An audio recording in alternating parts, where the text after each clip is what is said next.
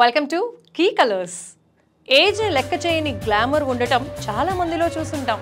కానీ ఏజ్ని పట్టించుకొని action sequence చేసేవాళ్ళు, హీరో అంటే ఇలాగే ఉండాలి అనిపించే వాళ్ళు కొద్ది మందే ఉంటారు. అలాంటి కొద్ది మందిలో ఒకే ఒక్కడు యాక్షన్ కా బాప్, పర్ఫెక్షన్ కి సిగ్నేచర్ లాంటి హీరో స్టోరీ మీరు చూస్తారు. Before that don't forget to subscribe కీ కలర్స్.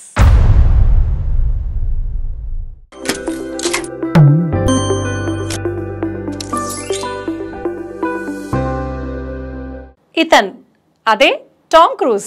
ఎస్, పేరు చెప్పగానే మిషన్ ఇంపాసిబుల్ గుర్తొస్తుంది. టామ్ ఉంటే ఏదైనా పాసిబుల్ అనిపిస్తుంది. ఎంఐ సిరీస్ లో ఇప్పుడు లేటెస్ట్ మూవీ ఫైనల్ రెకోనింగ్ ఇప్పుడు థియేటర్స్ లోకి వచ్చేసింది. ఎప్పట్లాగే ఊపిరి బిగపట్టేలా చేసే స్టంట్స్, యాక్షన్ సీక్వెన్స్లు, ఎవ్రీథింగ్ ఈస్ గ్రిప్పింగ్. టామ్ సినిమాలు ముందు నుంచి యమా special, already spy and specialised action సీక్వెన్స్తో జేమ్స్ బాండ్ సినిమాలు నడుస్తూ ఉండగా, అదే జోనర్కి ప్యారలర్గా ఉండే ఎంఐ సిరీస్ మొదలు పెట్టడమే ఓ సాహసం. తన మీద తనకి నమ్మకం మాత్రమే కాదు, క్లారిటీ ఉంటేనే ఇలాంటివి చేస్తారు. అప్పటికి 5-6 ఏళ్ల ముందుగానే కెరీర్ మొదలైన 1986లో వచ్చిన టాప్ గన్ ఓ ల్యాండ్ మార్క్. ఆ సినిమాతో మొదలుపెట్టి ఇప్పటి వరకు అదే కాన్ఫిడెన్స్, స్పెషాలిటీ టామ్లో కనిపిస్తుంది. ఏ సినిమా చేసినా తనదైన ముద్ర ఉండాలని, ఒరిజినాలిటీ కోసం ప్రాణాలు కూడా లెక్క చేయకుండా యాక్షన్ సీక్వెన్స్లు చేయడం, డూప్ లేని పర్ఫార్మెన్స్ చూపించడం టామ్ క్రూజ్ కి అలవాటైపోయింది. గత 30 ఏళ్లుగా ఇదే వరుస. అప్పుడంటే వయసుంది, దూకుడుంది అనుకోవచ్చు.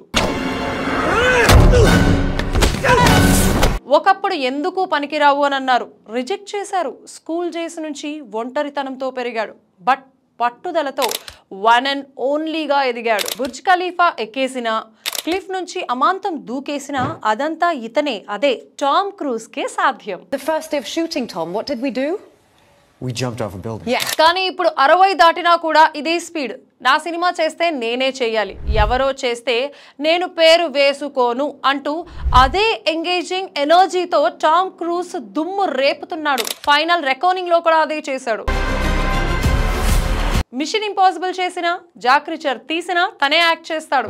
తనో టీంని సెట్ చేసుకుంటాడు. ఆఖరికి ప్రొడక్షన్ కూడా తనే చేసుకుంటాడు. మనకి వేవ్ లెంత్ అంత మ్యాచ్ కానప్పుడు ఆల్ ఇన్ వన్ అవ్వడం ఒక్కటే మార్గం అని చెప్పడమే కాదు, చేతుల్లో చూపించడం టామ్ క్రూజ్ స్టైల్. హాలీవుడ్ లో హైయెస్ట్ పేయింగ్ యాక్టర్స్ లో ఒకడిగా ఉన్న, వరల్డ్ వైడ్ క్రేజ్, మళ్ళీ ఎప్పుడు సినిమా చేస్తాడా అనే ఎదురు చూపులు ఉన్న టామ్ సోషల్ మీడియాలో మాత్రం వెరీ లిమిటెడ్ గా కనిపిస్తాడు.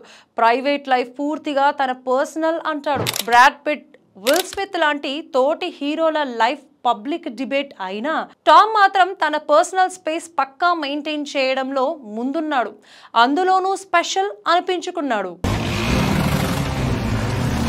60 దాటినా ఇప్పటికీ యంగ్ అండ్ డైనమిక్ లుక్ ఉండటం, సినిమాల్లో ఒరిజినాలిటీ చూపించడం, తన తోటి హీరోలు స్టంట్స్ కి దూరం జరిగినా కూడా తనే యాక్షన్ సీక్వెన్స్ ని డిజైన్ చేసుకొని మరీ సినిమాలు తీయడం లాంటివన్నీ టామ్ ని స్పెషల్ హీరోగా, ఎవర్గ్రీన్ స్టార్ గా నిలబెడుతున్నాయి. $4 బిలియన్ వసూళ్ల మార్క్ దాటిన అతి కొద్ది ఫ్రాంచైజీల్లో ఒకటిగా ఎంఐ ఉంది అంటే దానికి one and only reason Tom cruise.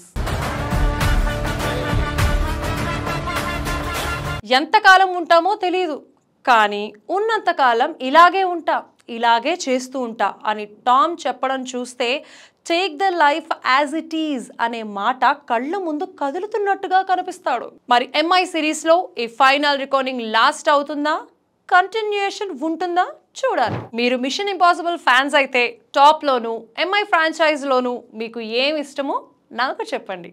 This is key colours for you.